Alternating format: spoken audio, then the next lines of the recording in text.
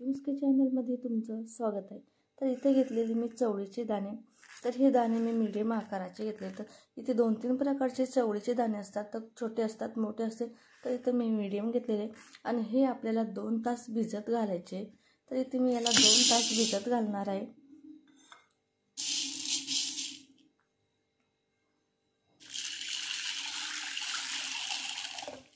अगदी 2 तासात आपली ही चवळी भिजून तयार होते। तिच्यावरती आता आपण झाकण ठेवून देणार आहोत। आपल्या चवळ्यांना 2 घंटे झालेले आणि आपली चवळी बघू शकता तुम्ही भिजून छानपैकी तयार झालेली आहे। चवळी भिजण्यासाठी खूप जास्त वेळ लागत नाही। जर तुमच्याकडे वेळ असेल तर तुम्ही ती अजून 3-4 घंटे भिजू देऊ शकता। तर इथे आपली चवळी छानपैकी भिजून तयार झाली। तुम्ही गरम पाण्यामध्ये पण टाकू शकता। आता इथे आपल्याला 2 पाण्याने स्वच्छ धुवून घ्यायची आहे।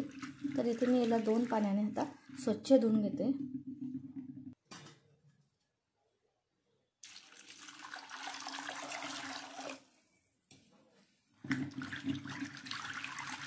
बऱ्याच वेळा काय होतं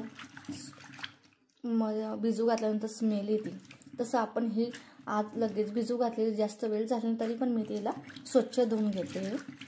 त्यामुळे तुम्ही पण शक्यतो धुवून घ्यायची आहे। आणि स्वच्छ धुवून घेतल्यानंतर आपल्याला कुकरमध्ये आपल्याला 2 ते 3 शिट्ट्या घ्यायच्या आहे। जर आता तुम्ही तुमच्या कुकरनुसार कधी 3 कधी 4 अशा शिट्ट्या घ्याव्या लागतात, तर मी ती माझ्या कुकरला 2 शिट्ट्या घेणार आहे। तर आपण आता याच्यामध्ये टाकून घेणार आहे। तर यात आपण पाणी टाकून घेणार आहे। आपल्याला इथे आपली चवळी बुडेल इतकं पाणी घ्यायचं आहे आणि याच चवळीच्या पाण्यामध्ये आपल्याला टाकायचं आहे मीठ आणि याच्यामध्ये मी घालणार आहे तूप। तुपामुळे आपल्या चवळीला टेस्ट पण छान येते आणि लवकर शिजते, त्याच्यामुळे मी ते तूप टाकून घेते। जर तुमच्याकडे तूप नसेल तर इथे तुम्ही तेल पण टाकू शकता।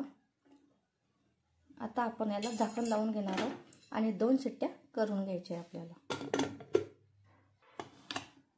आपल्याला मसाला करून घ्यायचा। इथे मी घेतलेले आलं आणि लसणाच्या पाकळ्या। इथे मी 10 ते 12 लसणाच्या पाकळ्या टाकून घेते आणि इथे मी ही गॅसवरती खोबरं भाजून घेतलेलं आहे। हे खोबरं आपल्याला या आलं आणि लसणामध्ये टाकून घ्यायचे। जर आपण सगळं मिश्रण एकत्र केलं तर आपलं खोबरं हे बारीक होत नाही, त्याच्यामुळे मी ते हे अगोदर काढून घेते मिक्सरच्या भांड्याला। आता आपण हे पहिले मिक्सरला फिरून घेऊ। तर इथे आपलं हे छानपैकी बारीक झालेलं आहे, त्याच्यामुळे आपल्याला हे अगोदर काढून घ्यायचे। याच्यामध्ये आपण टाकून घेणार आहोत कांदा आणि हा कांदा आपण इथे गॅसवरतीच भाजून घेतलेला आहे। खोबरं, कांदा आणि टमाटर तुम्ही इथे भाजून पण करू शकता, पण तुम्ही या पद्धतीने करून बघा, खूप छान टेस्ट लागते। याच्यामध्ये आपण आता कोथिंबीर पण ॲड करून घेणार आहोत आणि कोथिंबीर आता हे आपण परत मिक्सरला छानपैकी फिरून घेणार आहोत आणि आपल्याला अगदी बारीक याची पेस्ट करायची आहे। तर इथे आपली छानपैकी बारीक पेस्ट झालेली आहे। तर आता चवळ्या शिजून तयार झाले, तुम्ही बघू शकता अगदी 2 शिट्ट्या त्या गाळ झालेल्या आहेत। तुम्हाला दाखवते मी। तर बघा किती छानपैकी ते शिजलेले आहे आपल्या चवळ्या। तर गॅस ऑन करून घेतलेले आणि त्याच्यावरती कढई ठेवून घेतलेली आणि याच्यामध्ये आता मी टाकणार आहे 2 चम्मच तेल। तर इथे तेल आपण आपल्या आवडीनुसार टाकायचे। तर इथे मी 2 चम्मच तेल टाकून घेते। तर इथे आपलं तेल गरम झाले, तर इथे आपल्याला मोहरी टाकायची नाही, फक्त इथे आपण जिरे टाकून घेणार आहोत। तर इथे आपले जिरे टाकल्यानंतर आपण केलेला मसाला याच्यामध्ये आपल्याला ॲड करून घ्यायचा आहे।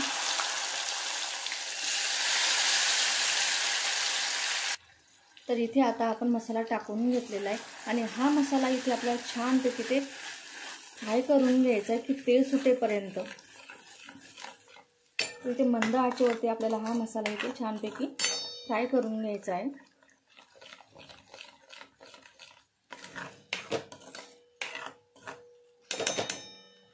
आपल्या मसाल्याने छानपैकी तेल सोडले, तुम्ही बघू शकता।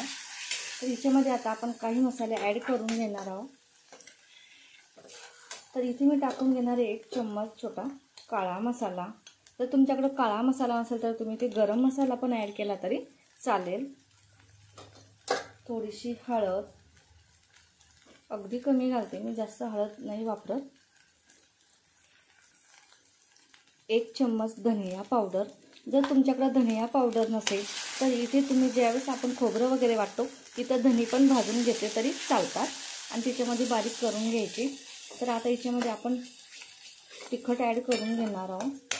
तर हे सर्व इथे आपल्याला छानपैकी परत फ्राय करून घ्यायचं। याच्यामध्ये आपल्या तेलामध्ये मसाले वगैरे सर्व मसाले हे आपल्याला एक संग करून घ्यायचे। तर इथे मी टाकणार थोडं काश्मीरी तिखट आणि इथे आपल्याला टाकायचं आहे परत मी टाकते 1 चम्मच लाल तिखट। तुम्ही इथे हिरवी मिरची पण ॲड करू शकता मसाल्यामध्ये, पण तो ॲसिडिटी होते त्याच्यामुळे आपण शक्यतो इथे तिखट वापरणार आहोत। तर आता इथे छानपैकी परत आपल्याला हे इथे मिक्स करून घ्यायचं आहे आणि हा मसाला इथे आपल्याला शिजून घ्यायचा आहे। आणि इथेच टाकून घेणार मी कोथिंबीर आणि परत ही कोथिंबीर आपण इथे मिक्स करून घ्यायची आहे। आणि याच्यामध्ये मी टाकणार थोडंसं पाणी आणि आपण हे ज्या मिक्सरमध्ये मसाला काढला होता त्याच याच्यामध्ये पाणी टाकून इथे हा मसाला शिजून घ्यायचा आहे आपल्याला। अगदी मंद आचेवरती आपल्याला हा मसाला इथे शिजून घ्यायचा आहे। 2 मिनिटांसाठी आपण याच्यावरती झाकण ठेवून देऊ। झाकण ठेवल्यानंतर याच्यावरती खूप छान तरी येते, त्याच्यामुळे इथे आपण थोडंसं झाकण ठेवून पाणी टाकून हा मसाला शिजून घेणार आहोत। तर इथे आपला मसाला शिजून तयार झालेला, तर छानपैकी साईडने तरी पण आलेली आहे आपल्या भाजीला। तर इथे मी टाकून घेणार आता परत थोडीशी कस्तुरी मेथी। तर मी ते हातावर चोळून घेते आणि कस्तुरी मेथी टाकते आणि याच्यामध्ये आता आपण टाकून घेणार आहोत शिजून घेतलेल्या चवळ्या। आणि जे चवळ्याचं पाणी ते पण आपल्याला इथे ॲड करून घ्यायचं आहे, कारण त्याच्यामध्ये पण खूप जास्त टेस्ट असते त्या पाण्यामध्ये, त्याच्यामुळे आपण इथे ॲड करून घेणार आहोत। तर आता मी ते सर्व टाकून घेते। आपण हे 2 ते 3 व्यक्तीसाठी केलेली भाजी आहे।